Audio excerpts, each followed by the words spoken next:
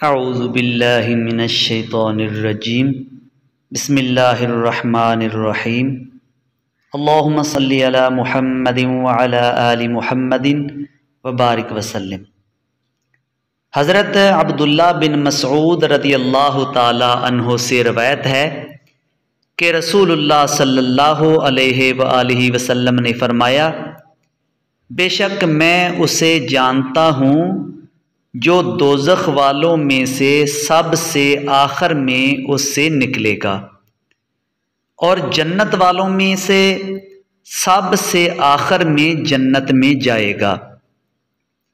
وہ ایسا آدمی ہے جو ہاتھوں اور پیٹ کے بل گھسٹتا ہوا آگ سے نکلے گا۔ اللہ تبارک و تعالی اس سے فرمائے گا، جا جنت میں داخل ہو جا۔ وہ جنت میں آئے گا تو اسے یہ خیال دلایا جائے گا کہ جنت بھری ہوئی ہے۔ وہ واپس آ کر عرض کرے گا، اے میرے رب، مجھے تو وہ بھری ہوئی ملی ہے۔ اللہ تبارک و تعالی اس سے فرمائے گا، جا جنت میں داخل ہو جا۔ آپ صلی اللہ علیہ وآلہ وسلم نے فرمایا، وہ دوبارہ جائے گا تو اسے یہی لگے گا کہ جنت تو بھری ہوئی ہے۔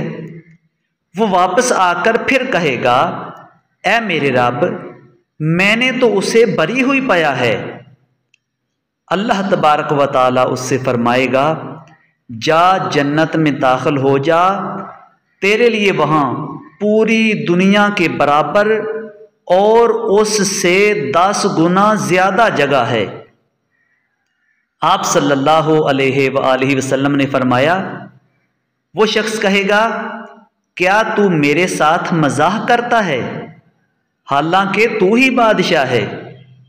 حضرت عبداللہ بن مسعود رضی اللہ تعالی عنہ نے کہا، میں نے رسول اللہ صلی اللہ علیہ وآلہ وسلم کو دیکھا، آپ مسکرا دیے، یہاں تک کہ آپ کے پچھلے دندان مبارک ظاہر ہو گئے۔